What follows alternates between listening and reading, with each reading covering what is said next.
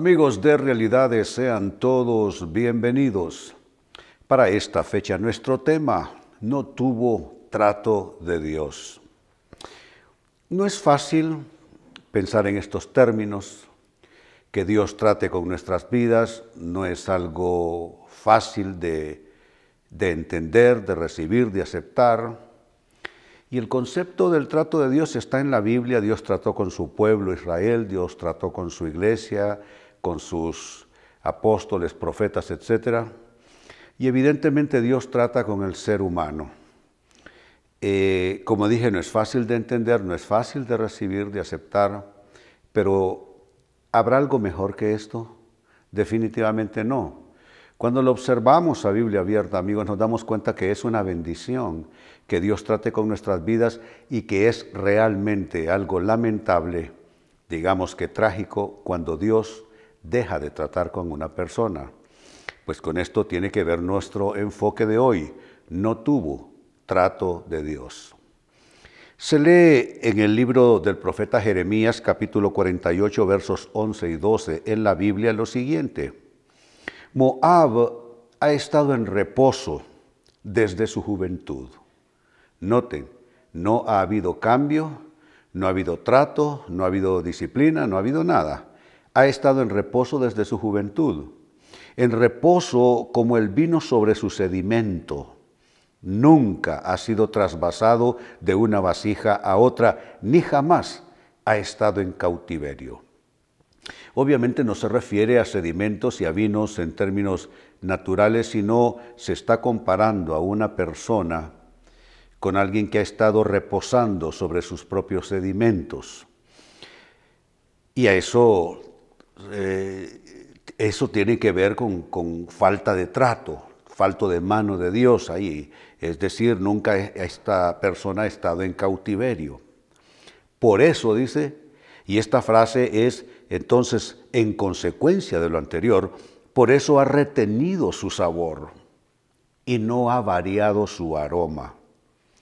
Por eso viene el día en que yo enviaré gente que lo trasvasará, y sus vasijas quedarán vacías, y sus odres serán despedazados. Palabra del Señor. Significa que escapar el trato de Dios, cosa que no es posible y no es real, escapar al trato de Dios, evadir el trato de Dios, no nos deja en una mejor situación. Nos deja presa de las circunstancias, de caprichos de la vida, del destino, pero ya no de un programa de Dios con el cual Dios está trabajando con nuestras vidas. ¿Se da cuenta? Lo que aquí estamos leyendo es algo verdaderamente trágico para el pueblo de Dios. Ahora, yendo más a fondo, amigos, les invito a que trabajemos con esta interrogante. ¿Qué pasa cuando no tienes trato de Dios?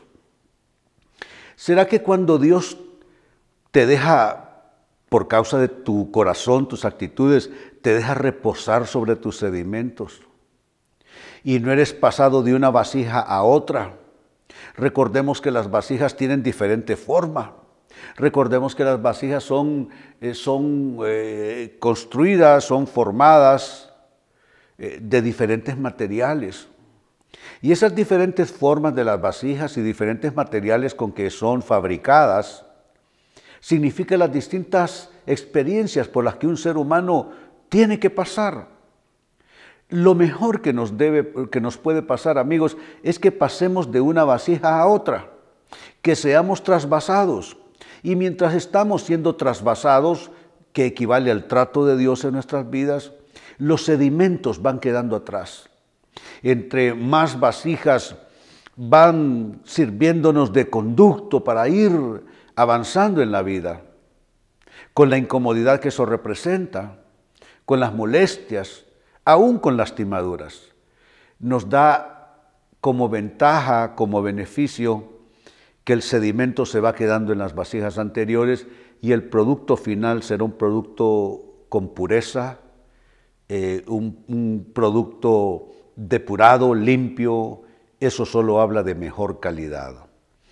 Pero si no eres pasado de una vasija a otra, entonces Esto es lo que viene a continuación. Número 1, quedas a expensas de las circunstancias. Yo no quisiera, en cuanto a mi vida personal, mis asuntos, mi familia, lo que hago, lo que represento, no quisiera pensar que soy una especie de barquito de papel tirado a un riachuelo y que para donde las olas me quieran llevar, por allí me voy, y si las olas me quieren llevar contra las rocas y destruirme, eso sucederá, porque entonces eso es vivir de asuntos caprichosos, extremos. Pero qué maravilloso es pensar que aún estando uno pasando ciertas adversidades, que es el programa de Dios que te tiene allí, que es Dios que está tratando con tu vida, que es Dios que está hablando a tu corazón, que es Dios que está tratando de perfeccionar sobre en ti, quitando sedimentos. Que Dios quite sedimentos en nuestras vidas, amigos, no es fácil, pero es necesario. Y es ahí donde nosotros tenemos que discernir qué es lo que queremos, que sea fácil la vida o queremos que pase lo que debe suceder, lo que es necesario para nuestro bienestar. Pero cuando por circunstancias no de Dios o por razones no de Dios, sino por razones nuestras, no tenemos el trato de Dios, quedamos a expensas de los caprichos de la vida. Ya no el programa de Dios, ya no el ordenamiento de Dios, los caprichos de la vida. Entonces ahí sí te vas a dar cuenta de lo que es vivir en medio de una tempestad de contrariedades de vida. Número 2, ¿qué pasa cuando no tienes trato de Dios? No creces, tampoco maduras como persona. Hay personas que aun si vivieran 4 vidas, lo cual no es posible, jamás maduran. No madurarían, no aprenderían nada, no crecerían, porque a diferencia del crecimiento, digamos que físico, natural, que es inevitable, el crecimiento moral y espiritual solo se realizan o solo se alcanzan si la persona así lo quiere. Podemos a una persona acostarla o sentarla en un lugar cómodamente desde la niñez hasta la adultez y va a crecer con ciertas condiciones de atrofiamiento, obviamente por la falta de movimiento y todo esto, pero va a crecer inevitablemente, las uñas crecen inevitablemente, el cabello crece inevitablemente, la persona crece inevitablemente, eso es algo natural. Pero no es así con el crecimiento moral y espiritual. El crecimiento de las estructuras mentales, intelectuales. Para que eso suceda, para alcanzar esto, hay que cultivarlo, hay que quererlo, hay que buscarlo. Y cuando no tienes el trato de Dios en tu vida, cuando no sabes lo que es la experiencia de tener que volcarte a depender de Dios porque todo te está saliendo en contra, cuando no sabes lo que es enfrentarte a pronósticos muy negativos en tu vida y tener que clamar a Dios y saber que tú no lo puedes resolver con tus propias fuerzas y recursos, cuando no tienes esta experiencia, entonces no creces, entonces no maduras y tampoco tendrás fe, porque la fe se vigoriza en la adversidad. Entre menos adversidad tiene una persona, menos fe tendrá. Y hay quienes prefieren vivir con menos fe, con menos crecimiento, con menos madurez, con tal de que la vida les resulte fácil. Son esa clase, amigos, de trueques que hacemos con nosotros mismos y al final no nos damos cuenta, sino hasta que es demasiado tarde, que hicimos muy malas y equívocas escogencias de vida. Número 3, no adquieres experiencia ni discernimiento. Qué importante es la experiencia. La experiencia, amigos, enseña de pronto más que cualquier otra forma o fuente para obtener lecciones de vida. Qué importante, uno aprende de la experiencia de otras personas, pero algo que es sumamente significativo es crecer por la experiencia propia.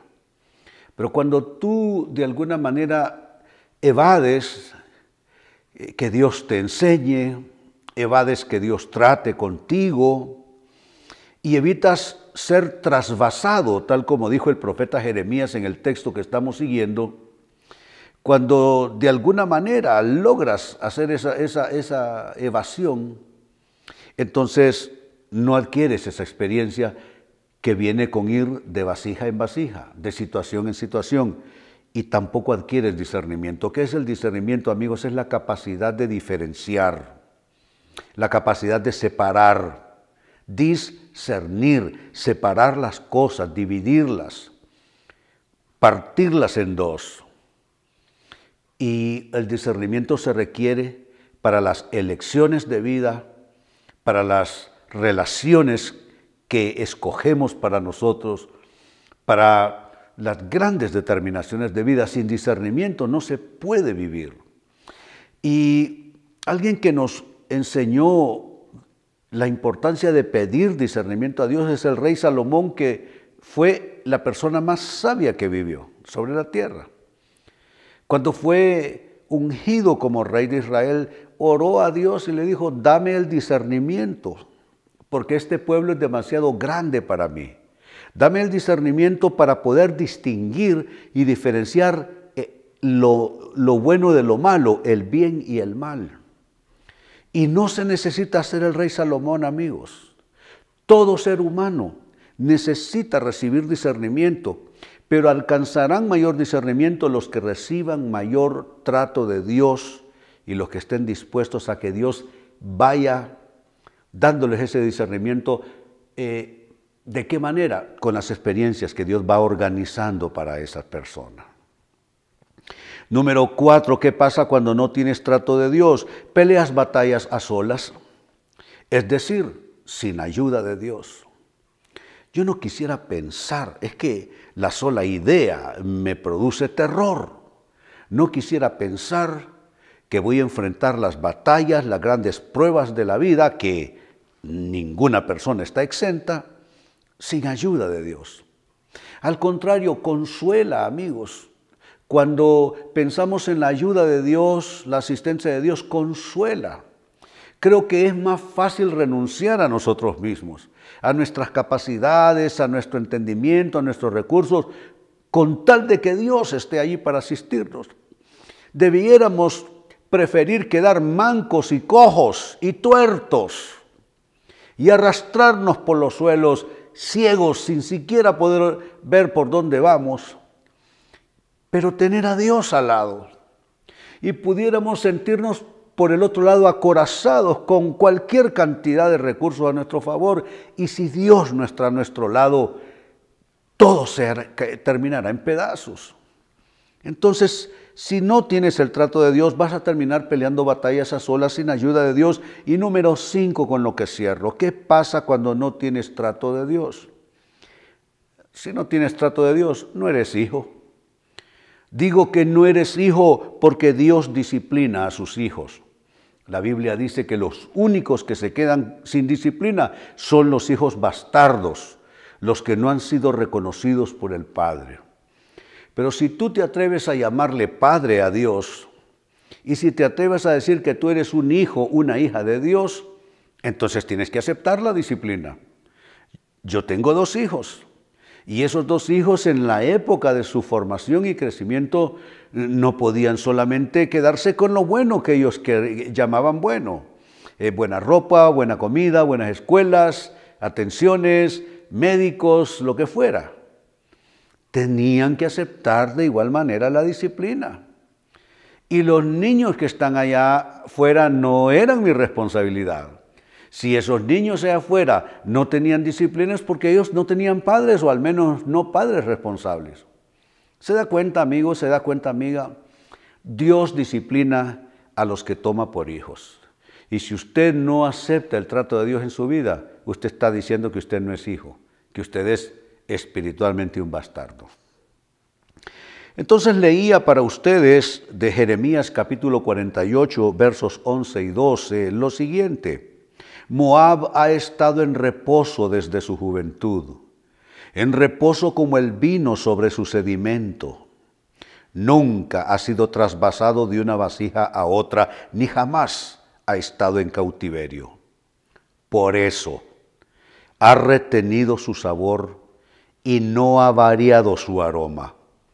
Por eso viene el día en que yo enviaré gente que lo trasvasará, y sus vasijas quedarán vacías, y sus odres serán despedazados. Palabra del Señor.